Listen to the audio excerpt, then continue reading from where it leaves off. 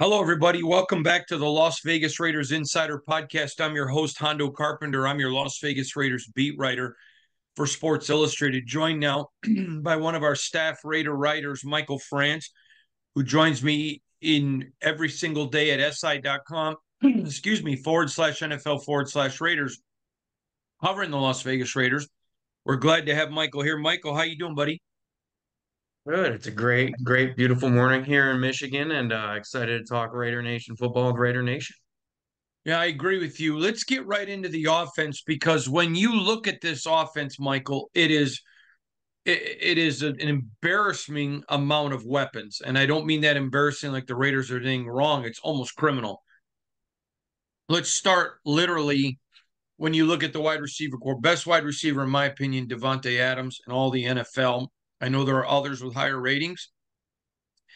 And I find it funny that Justin Jefferson doesn't get hurt because he doesn't have a Kirk Cousins, but yet there can be a quarterback change and Devontae still catches over 100 passes, over 1,000 yards, and he's docked for it.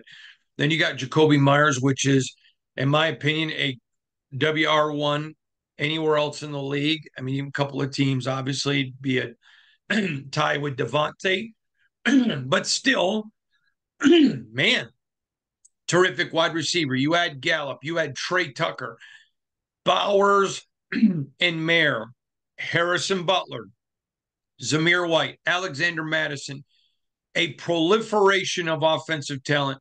Your thoughts on it, please. Well, no, as you covered it all. So many weapons. So I'm confident in whoever wins the QB1 job. Oh, not just because of what I think Gardner Minshew or Aiden O'Connell has to offer, but it's because of also just the team around them, the foundation around them, and that's just part of it. The Raiders revamped the offensive line. The Raiders got good coaching now, stability. And now all these weapons. Okay, so you got Davante Adams, still one of the elite receivers of the league. Obviously, two years with the Raiders, over 1,000 yards. Obviously, last year, had a quote unquote down year.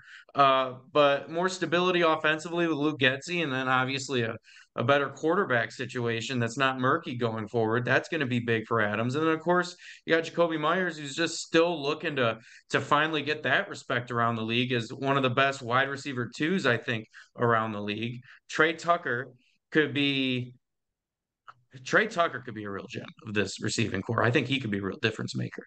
And then obviously you got Jalen Guyton, Michael Gallup, Christian Wilkerson could be something if he makes the roster. And then Meyer and Bowers and Harrison Bryant, who's going to probably be more of an H-back blocking tight end, but he's still a good red zone threat if you look at his I statistics. think And I called him Harrison Butler earlier. That's my fault. I don't, huh? if I did call him Harrison Butler, I apologize about that. Oh, you're good. Um, and obviously, yeah, Harrison Bryant and Amir Abdullah can catch out of the backfield. Madison. And I look at this all these receiving targets, and I'm thinking I see first down passing attempt yards going up. Hopefully, second down passing attempt yards going up. Almost like in baseball, they say win the race to two strikes. It's like winning the race to a better or just getting a better third down position, putting yourself in a better position for third down conversions to where you can open up the run game, to where you can have an even better passing game, short game, pitch routes, something in the flats, something easy. All right. I really like this offense, and I think it's geared up to do big things. Obviously, vertical down the field, and then red zone targets galore for this Raiders team. And it's going to be an interesting passing game for sure. Totally agree with you. I think the biggest key for this offense is how quick the offensive line adjusts to the wide zone. I mean, they all are talented enough for it. They all do that as a specialty. So it's not a question of if they can. It's just there is going to be an adaptation and a learning process. Um, I told you this story before. Earlier this year, my wife and I were having dinner with one of the best defensive minds in football, and the Raiders are not on the schedule this year, so he didn't mind talking about it. And we've already talked about that part of it. But at dinner, my wife, who is fast becoming a major Raider fan, said to this person, um, "What is the biggest thing on defense that you don't like to face?" Now, admittedly, and I'm not trying to make her sound silly, she's learning the game. My wife was expecting him to say running or passing. And that was not his answer to her. And I thought it was fascinating. And he said to my wife, the thing that sticks out to me is teams that on first down have a balanced 50-50 run pass. He says, because if I can't get you into a rhythm, if I can't figure you out, then I can't get in a rhythm. And he told my wife, he goes, one of the things that I think I do really well is we understand what team's thought process is. And he looked right at her. Shannon, if I don't know what you're doing, I can't defend it. I thought that was brilliant. And I know she has talked to me about that 10 or 15 times since that dinner. And I think that's going to be the biggest key with the Raiders, running when they want to run, passing when they want to pass. But I'm going to be actively watching first down percentage. I want to see, it doesn't have to be 50-50, it can be 55-45. I just want to see some balance there to keep teams off guard. What are your thoughts on that? I mean, hit it right on the head. Just being able to have your choice of rush or pat, running the ball or passing the ball. In years past, that wasn't the case with the Raiders. They'd probably have to lean on one or the other. Now it is balanced. Obviously, you bring in the whole idea of a 12 personnel with two tight ends. That just muddies the waters even much. Is it going to go to Meyer? Who's the target on this one? Bowers? It's one of the receivers. Is the running back? Like it's a really good problem to have when you have the ball. You could spread out the ball in any which way, any style of offense, and it'll make the Raiders, I think, a better team, and it'll really help them compete against some of the stout defenses they're going to face this year. So let's get into this a little bit more. I want to talk to you about 5 defenses the Raiders are going to face this season that you think Luke Getsy's salivating to face. Well, I got it right here. First, I think the Denver Broncos, okay, they're one of the worst defenses in the league according to PFF last year with the 31 grade. They didn't really get that better this offseason. And I just think, you know, there's something to be said about a division rival and how you're going to perform, especially how this Raiders team is going to perform. I think the Raiders go in to Mile High and then obviously have them at home in their two games. I think the Raiders have some of their best offensive performances. I think that's when Antonio Pierce really tells Luke Getsy, okay, let's get fun with this thing. Like let's take advantage of this Broncos team. Let's show the world what we're capable of. And I think it's like the old Al Davis quote, it's like having the bomb and being willing to use it. That's this offense.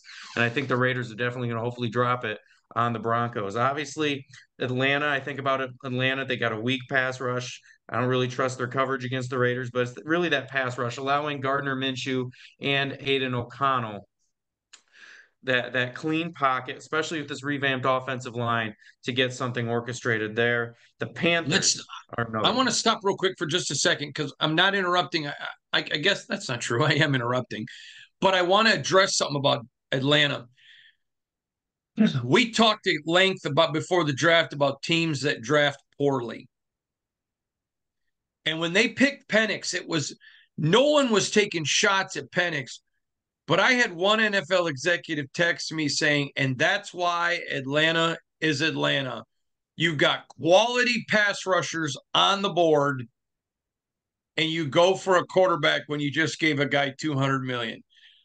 That to me, and again, take Penix out of the conversation because Penix isn't part of it.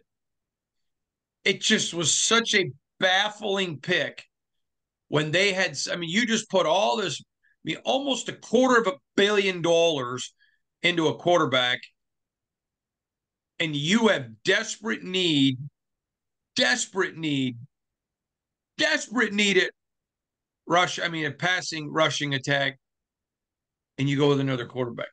I mean, that's why Atlanta's Atlanta. Yeah, I mean, you have Latu on the board from UCLA. You have Dallas Turner on the board. And then you let guys fall, obviously, into the second, third, fourth round, like Adisa Isaac. Oh, you're going to let Baltimore pick him up? Great. So he's probably going to be a Pro Bowler with Baltimore because whatever they touch seems to be gold. Like, okay, nice. And it's like, yeah, Atlanta, the ATL is the ATL, and it's a big reason why. It's, Oh, all right, keep going now. You're going to talk about Carolina. Yeah, so Carolina pass rush win rate was 31st, or was that overall pass rush? 31st. Regardless, last year with Brian Burns on the roster, Brian Burns is gone. It's part of Big Blue. He's a G-man. New York Giants, kind of big deal. So, I look at that defense, and obviously Carolina's been struggling all over the place lately. So that's a good one. Cincinnati. I think Cincinnati's a matchup I like. Now, the Trey Hendrickson situation will have a big factor in that. He wants a new contract. That's going to be murky. Trey Henderson's a core. Hendrickson's a really, really good pass rusher. But overall, when it comes to that second level, the third level, I really like how this Raiders team matches up, especially the wide receivers. And then lastly, believe it or not, now hear me out on this. And it's one of the best defenses on the schedule, but I got Kansas City. They lose one of their key players from last year's defense and L'Jarius Sneed. They still have a lot of key guys though, like Chris Jones, obviously Trent McDuffie. But the Raiders, they showed it last year under Antonio Pierce, willing to play up against Kansas City, not afraid against Kansas City. And of course, let's face it, it's the Raiders' biggest rival, or at least the one they're circling on the calendar the most. And they're not just circling it once; they are getting it in there with the pen. They're digging in, and I think the Raiders are going to do everything they can offensively to give that Kansas City Chiefs defense all they can handle. And especially if they can open up the running game against Kansas City, which they were able to do last year. And then we even have to against Kansas City, you talked about it with Carter. You don't got to beat them to 50 points. You have to score 40 points to beat Kansas City. The Raiders showed you can hold them, just score more points, you're gonna be okay. How did they do it last year? Big defensive plays, turnovers. Obviously, you have two defensive touchdowns, which might be an outlier, but still, which is great defense all around. And then you get good field position. Don't turn the ball over much. Control the clock. Kill them with that short, medium range passing. You could be golden against the Chiefs. And I think I'm really excited to see how the Raiders do offensively against that Chiefs defense. The key to beating the Chiefs was exactly what you saw with the Raiders. You got to be able to carry the rock. Patrick Mahomes isn't on the field. Patrick Mahomes isn't scoring. And when your offense is 3-and-out, when your offense isn't sustaining drives, it just put him. And then the other key with Mahomes was making him one dimensional, getting a lead and making him have to take risks. I'll tell you what, I got all the respect in the world for Patrick Mahomes. I think he's the best quarterback in the NFL, and I don't even think it's close. I don't think there's anybody in his league he's that good. And oh, by the way, what a great kid. I genuinely, every interaction I've had several I've ever had with Patrick, just salt of the earth guy.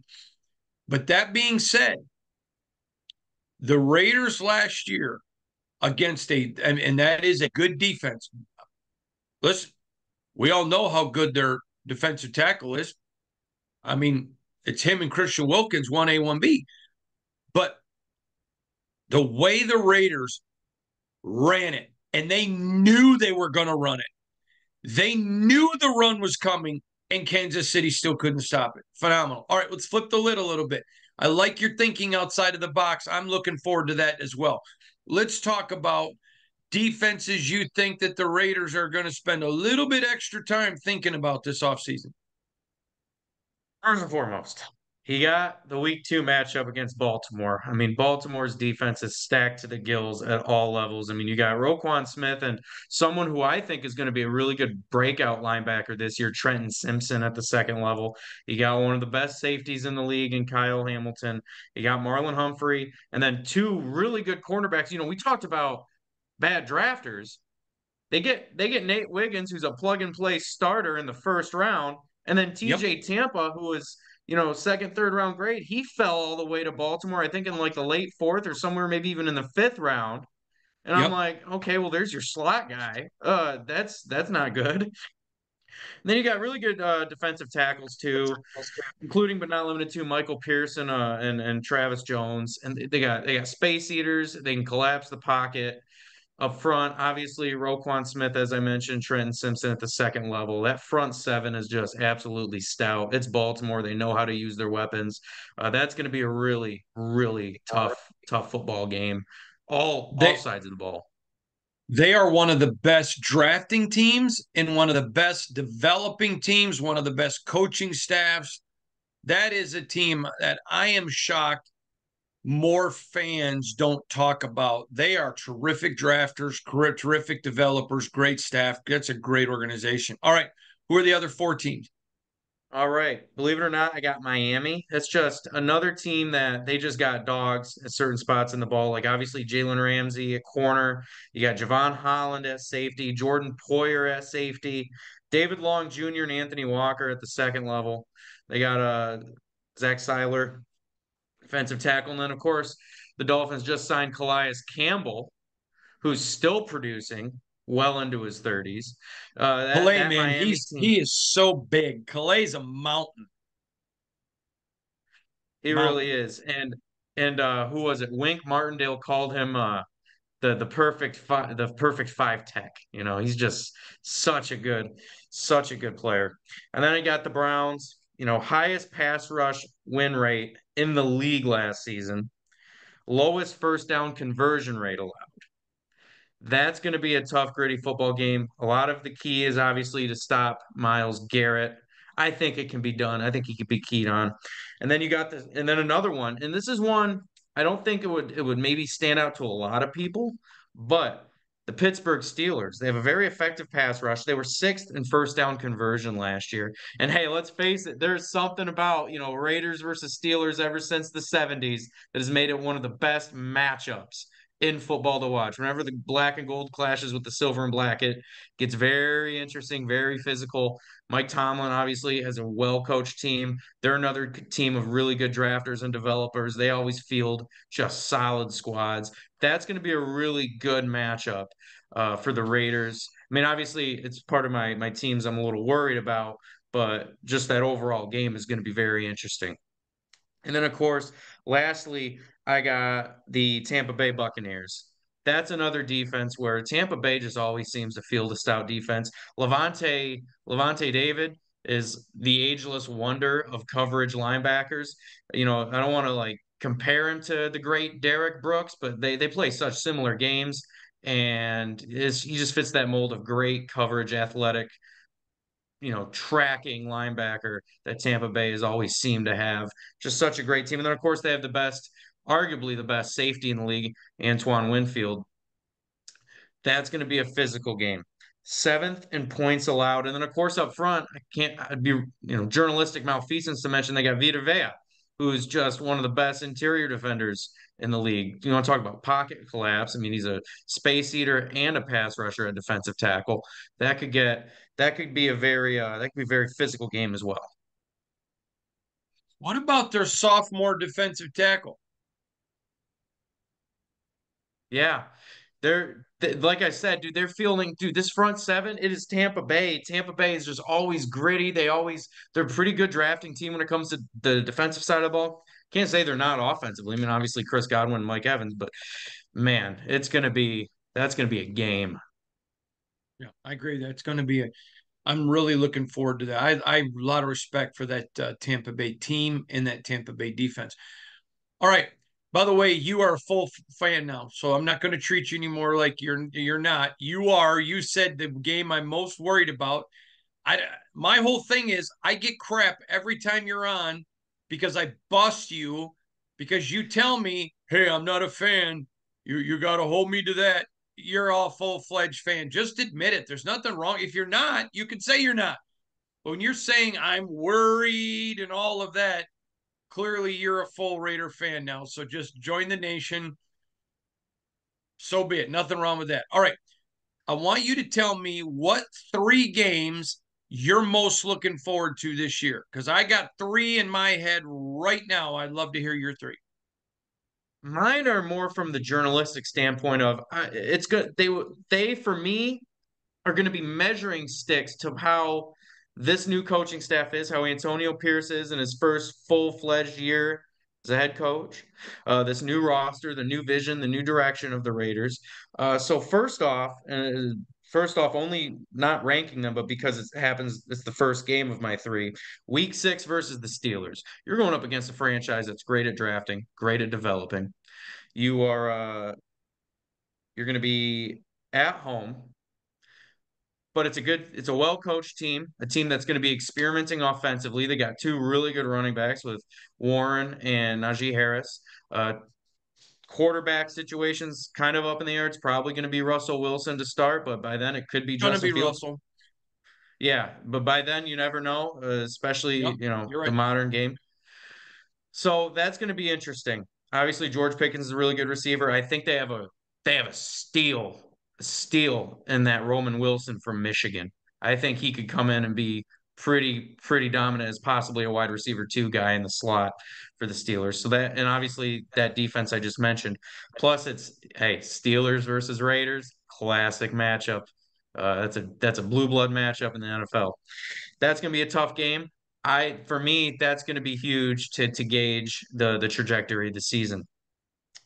All right, and then my second game, Week 14 at Raymond James against Tampa Bay. It's just, once again, Tampa Bay. I already just talked about the defense, but then you factor in that it's coming off of at Miami, home against Denver, and then at Kansas City for the last time the Raiders face Kansas City. So you got that going into the game. And then you're at Tampa Bay, which I already mentioned the defense. Let's talk about the offense. Great weapons. And then obviously Baker Mayfield, who is just, he's one of those guys who I think is constantly underrated. But, he's a winner. He's a proven winner. I mean, he's scrappy, he's fiery, he's competitive. His teammates love him, big locker room guy. And he's just never out of the fight.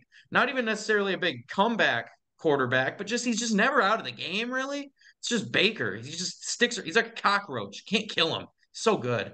So I love guys that mature.